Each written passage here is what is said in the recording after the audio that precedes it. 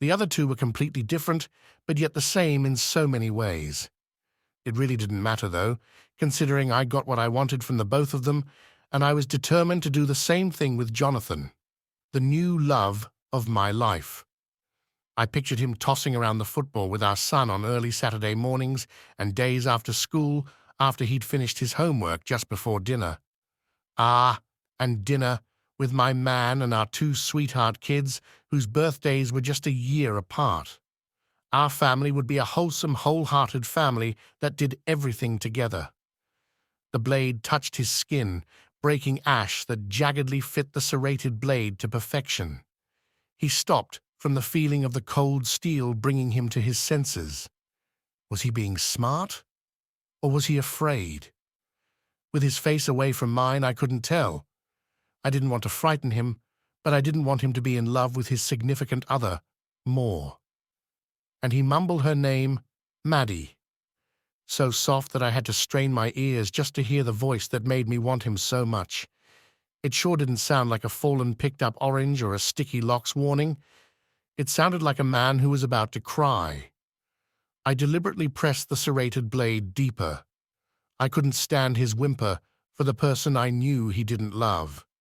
Couldn't love because I was there. The woman who always met him in the hallway. The woman who knew he'd leave his wonderful Maddie to be with someone in a house and not a complex. Maddie was all wrong for him, and he knew it, otherwise he would not have rushed to the abandoned house so quickly. My eyes opened wide at the sight of blood trickling down. He winced at the tearing of his skin. Maddie. He whimpered once more to the door that kept him away from her. Turn around. Look at me, I commanded, shocked by the depth of my own voice. Try something funny, and you'll be in the same condition as my other two. Now move. Slowly. The blade smeared blood as he calmly complied. Now, with the blade at his throat, I could feel the power of dominance flood my body. I dug the serrated into his neck, scraping his Adam's apple. He swallowed as if he'd just taken a huge sip of a very good beverage. His big brown eyes were bloodshot with tears. I just want what's on the other side of this door, he said, his face darker than I'd ever seen it. I know, Jonathan, I said, holding him against the door by the throat.